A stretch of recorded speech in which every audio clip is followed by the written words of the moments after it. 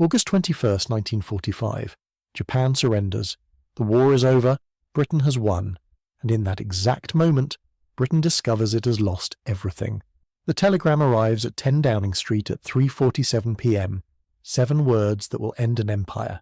Lend-Lease terminated effective immediately. Stop. 55% of Britain's entire economy had been churning out the weapons, tanks, ships, nothing else. No exports, no income, just war. And for 4 years, America had been keeping Britain alive with a $31.4 billion lifeline. Food, oil, ammunition, machinery, all on credit, all due when the war ended. But now the war was over, and the bill was due immediately. Britain's gold reserves in August 1938, $4.2 billion. Britain's gold reserves in April 1941, $12 million. In 3 years of war, they'd burned through 99.7% of their wealth, and it gets worse. To even qualify for American help, Treasury Secretary Henry Morgenthau had demanded proof Britain was truly broke, so they sold everything. American Viscose Corporation, Britain's crown jewel, the largest rayon manufacturer in America, worth over $100 million, sold to Morgan Stanley for $54 million, half price. Liquidation sale to prove you're desperate enough to deserve charity. Churchill would later call it a swindle, but there was no choice. Shell Oil, Lever Brothers, Dunlop Tire, all sold. $820 million in American investments dumped on the market at fire sale prices just to buy 6 more months of war. And then America said, "You still owe us." Britain didn't just face bankruptcy. They faced something worse. What Churchill's own government called a financial Dunkirk. At Dunkirk in 1940, Britain evacuated 338,000 soldiers from certain death. A miracle. In 1945, there would be no miracle. This time, Britain would be left on the beach. Here's the mathematician who changed the world, John Maynard Keynes, the man who predicted the Treaty of Versailles would create World War II, the man who designed the post-war economic order at Bretton Woods, the man who, in 1945, was dying. 3 heart attacks had left him weak. His doctor, nicknamed the Ogre, prescribed opium pills, experimental German drugs, and a barbiturate called sodium Amytal to keep him going. Keynes didn't know it, but in high doses, sodium Amytal acts as a truth serum, and they were sending him to negotiate with America. September 1945. Keynes arrives in Washington with instructions from Parliament. Secure a grant, free money, or at minimum an interest-free loan. Britain had bled for democracy while America stayed safe until 1941. Justice demanded compensation, not a bill. Keynes believed this. He promised his cabinet he could deliver it. He was wrong. The Americans wouldn't give a grant.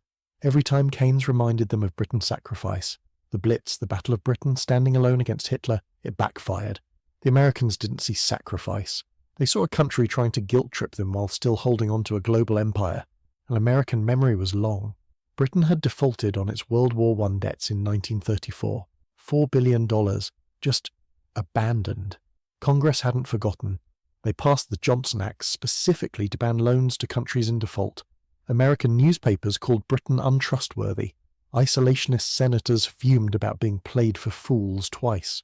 Keynes found himself negotiating with people who thought Britain was a con artist asking for another loan. And then something strange happened. In the middle of negotiations, Keynes did the unthinkable for any negotiator. He showed his hand, completely. He told the Americans exactly what Britain would accept in extremis, a loan with interest, and the removal of currency controls that were keeping money from fleeing Britain. His own delegation was horrified. They tried to get him removed as lead negotiator. Why would a master economist, a legendary diplomat, reveal his bottom line in the middle of a negotiation? Most historians assumed he was outmaneuvered or exhausted. But here's the twist. He may have been drugged. The sodium Amytal he was taking to manage his heart condition, his lifeline, may have acted as a truth serum. Keynes himself wrote to his doctor during the negotiations, "I've only managed to stay afloat thanks to the drug." Whether accident or illness, the result was the same. America had him. October 18th, 1945. The Americans make their offer. $5 billion at 2% interest over 50 years. Parliament immediately rejects it. They're holding out for interest-free. The Americans come back with a final offer. $3.75 billion at 2% interest. Take it or face economic collapse. Britain took it, but the Americans wanted more than money. They wanted the empire. Here's what Britain had to agree to. 1.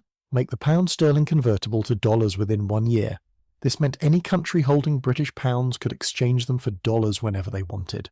2. Abandon imperial preference, the system that gave British colonies favourable trade terms with Britain. The Americans wanted access to those markets. 3. Give the US extended leases on military bases in British territory. 4. Grant American corporations preferential access to civil aviation routes and telecommunications networks. Britain was signing away sovereignty to get a loan. Canada threw in another $1.9 billion under the same terms. The total package, $5.65 billion, equivalent to $91 billion today. It sounds generous until you realise what Britain gave up to get it. July 15, 1947. 1 year after the loan is signed. The pound becomes convertible as required. Within 30 days, countries with sterling balances withdraw $1 billion from British reserves. $1 billion. Gone in a month. Britain is forced to suspend convertibility immediately. The entire loan structure collapses. The pound is devalued in 1949 from $4.02 to $2.80. A 30% crash. And Britain still owes the money.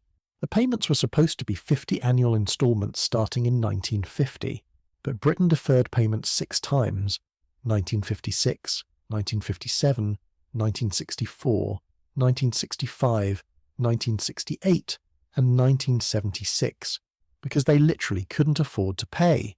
Each deferral added more interest. The 2% rate that seemed low in 1946 was now trapping Britain in a debt spiral. December 29, 2006. Britain makes its final payment, $83 million to the United States, $23.6 million to Canada. The last working day of the year, 61 years after VJ Day.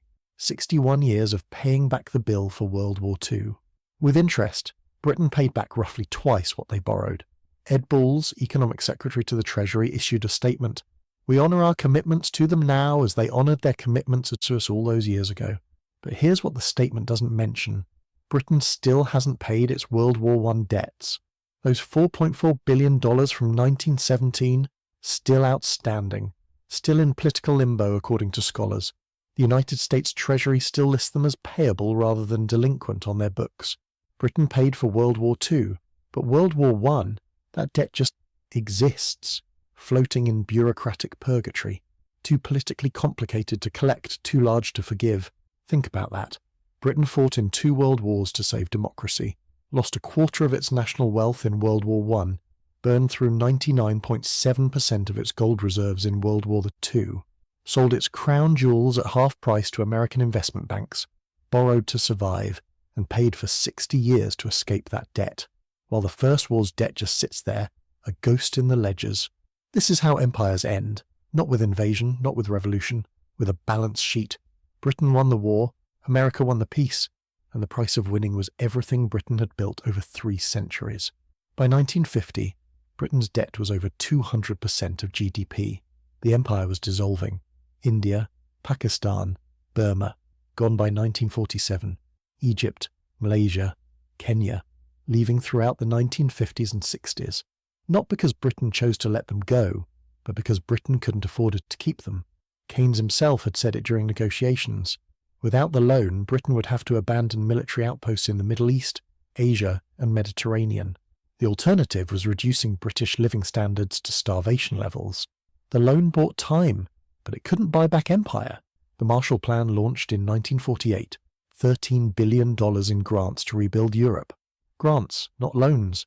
The kind of aid Keynes had begged for in 1945. But by 1948, Keynes was dead. He collapsed and died on April 21, 1946, 4 months after the loan agreement, 4 weeks after returning from one final negotiation trip. His heart, damaged by 3 coronaries and pushed beyond endurance by truth serums and diplomatic humiliation, simply stopped. He was 62. The plan he'd sketched in 1939 for rebuilding post-war Europe, the plan America rejected when Britain proposed it, became the Marshall Plan after he died. It worked brilliantly, but Keynes never saw it. Here's the pattern that keeps repeating. After World War I, punitive debts and reparations. Economic chaos. The rise of fascism. World War II. After World War II, the Marshall Plan. Grants instead of loans. Economic stability. The longest period of peace in European history. The lesson was learned. but only after it was too late for Britain. And today, the same choice faces every international crisis. When Ukraine fights for democracy, do we burden them with loans they'll spend decades repaying? Or do we remember what happened when we sent Britain a bill for saving the world? John Maynard Keynes understood something in 1919 that took the world 2 wars to learn. You can't squeeze blood from a stone. You can't bankrupt your allies and expect peace. The Treaty of Versailles tried. Britain spent 27 years paying America back, while Germany spent 20 years collapsing into Nazi hands. In 1945, America made Britain pay. 61 years of payments for the privilege of not being invaded by Hitler. But at least America learned. The Marshall Plan rebuilt Germany, Italy, Japan, former enemies with grants. No debt, no resentment, no World War III. Britain paid the price, so no one else would have to. If this made you see history differently, hit subscribe. The past explains the present. I'll show you how.